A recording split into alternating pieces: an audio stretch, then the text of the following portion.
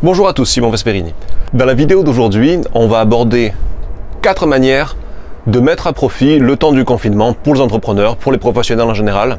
C'est applicable aux professionnels de l'immobilier, mais pas que. Ça peut être adapté aux autres aussi, je ne pense pas qu'il y ait une différence. Et on va profiter pour cela d'un déplacement professionnel que je dois effectuer. Je dois aller vérifier le bon état et la non-intrusion dans un appartement à Bigoudia. Parce que n'oubliez pas, en tant que professionnel de l'immobilier, quand vous avez la clé d'un appartement qui n'est pas occupé, vous avez aussi en partie sa responsabilité.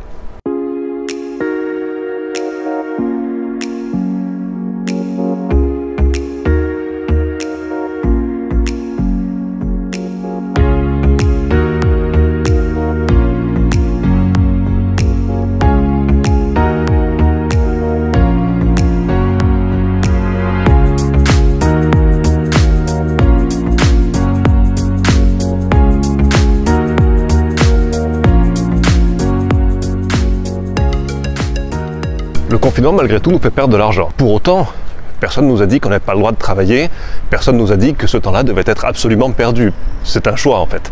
Certains d'entre nous se sont arrêtés de travailler, et ma foi, je respecte ça, mais c'est pas une obligation.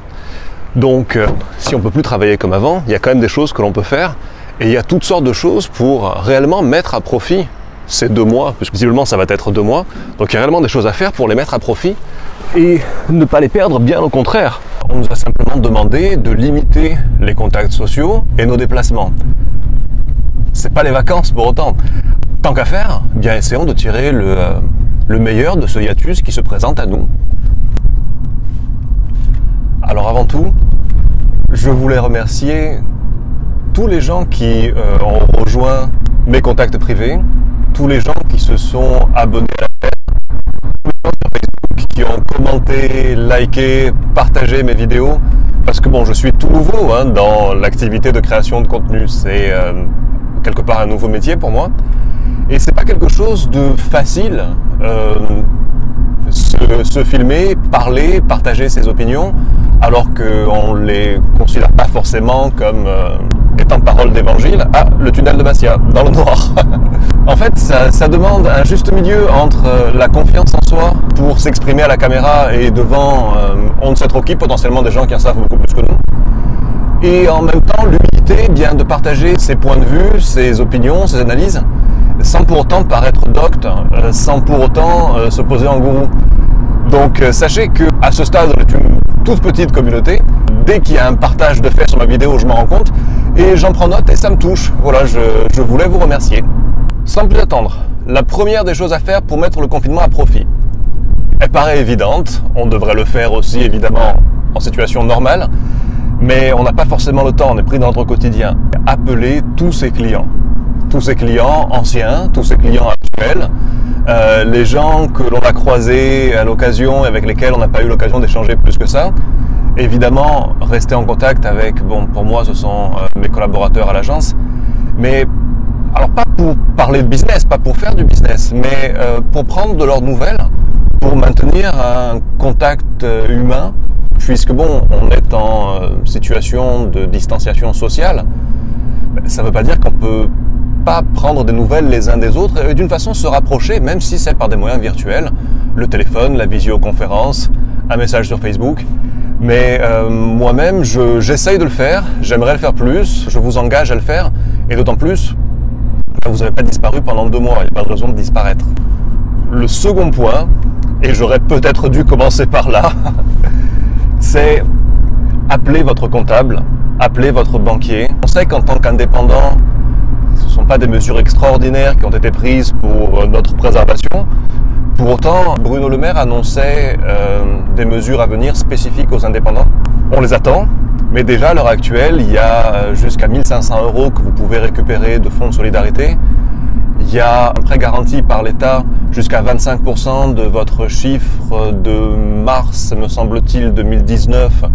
Alors, c'est des choses qui sont valables aujourd'hui, ça change tellement vite que vérifiez-les, appelez votre comptable. Il le sait, il est forcément au courant, de façon bien à récupérer tant que possible le manque à gagner. Le troisième point, apprenez, formez-vous. En immobilier, on a l'obligation de faire un certain nombre d'heures de formation en rapport à la loi Allure. Bon, c'est le jamais. On n'est jamais au top de nos compétences dans tous les domaines que requièrent nos métiers. Par exemple, il y avait la loi Elan. La loi Elan, moi, je l'avais effleurée.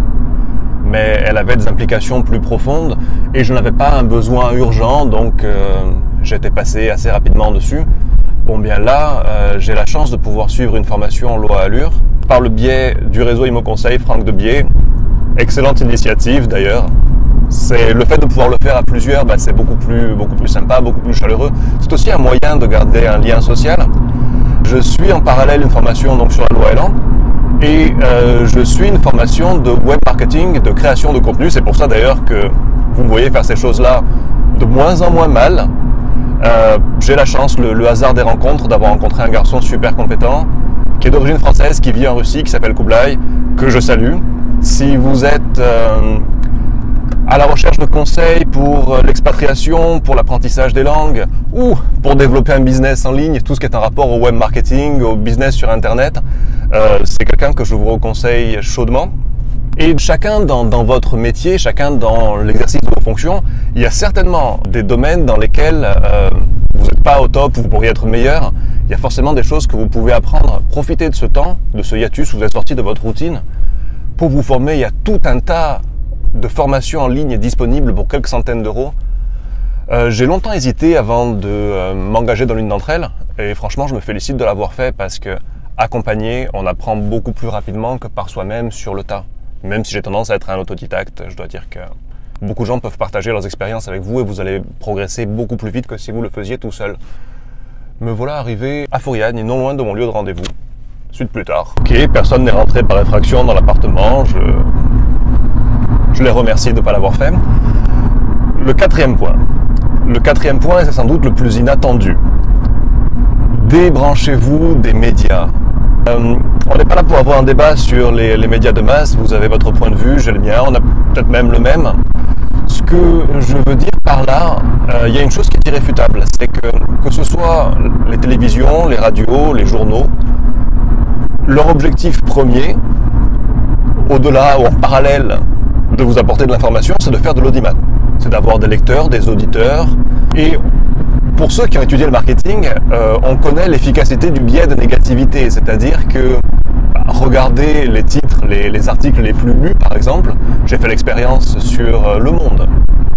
Ce sont en grande majorité des articles qui ont trait à des escroqueries, des meurtres, des attentats, des histoires tristes.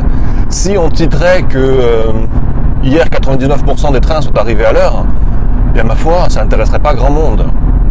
Quand quelque chose représente une menace, un danger, notre attention est plus naturellement portée dessus parce que c'est notre instinct de survie, on veut nous-mêmes être au courant de manière à pouvoir s'en prévenir au besoin.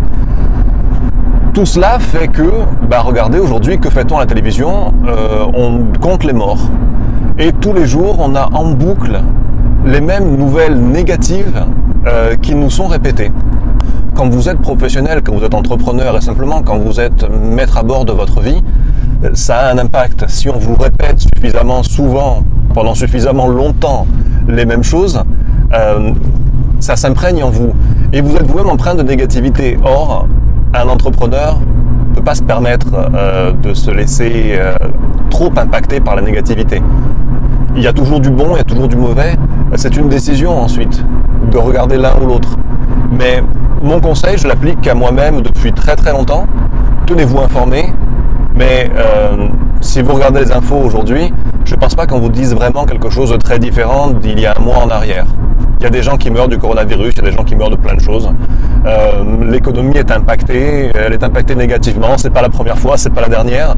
Et il y a toujours des gens qui naissent, et puis il y a toujours des sociétés, des gens qui font des profits colossaux. Et l'économie, elle a une baisse, elle aura des hausses derrière.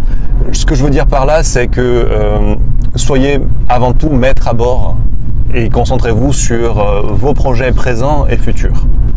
Sur ce, je vais vous laisser.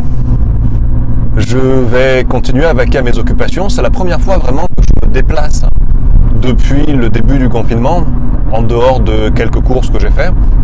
Écoutez, il y a un avantage certain, c'est que on évite les embouteillages. Je vous invite à vous abonner à ma chaîne puisque Je vais continuer à publier comme ça des infos, des conseils, des nouveaux biens à peu près 2 fois par semaine. Je vais m'y tenir, je m'y tiens. Je vous invite à liker cette vidéo si elle vous a apporté quelque chose, si vous avez tiré de là quelques idées intéressantes pour vous. Abonnez-vous à mes contacts privés, vous avez le lien sous la vidéo, ça vous permettra de recevoir des conseils que je ne divulgue pas en public, mais aussi en avant-première les biens qui rentrent avant qu'on les mette sur le marché et les ventes privées que l'on ne divulgue jamais. De plus, vous aurez la primeur de faire partir des contacts privés de Simon Vesperini, c'est pas rien, je plaisante. Je vous remercie, prenez soin de vous, prenez soin des vôtres, et je vous dis à bientôt. Ciao.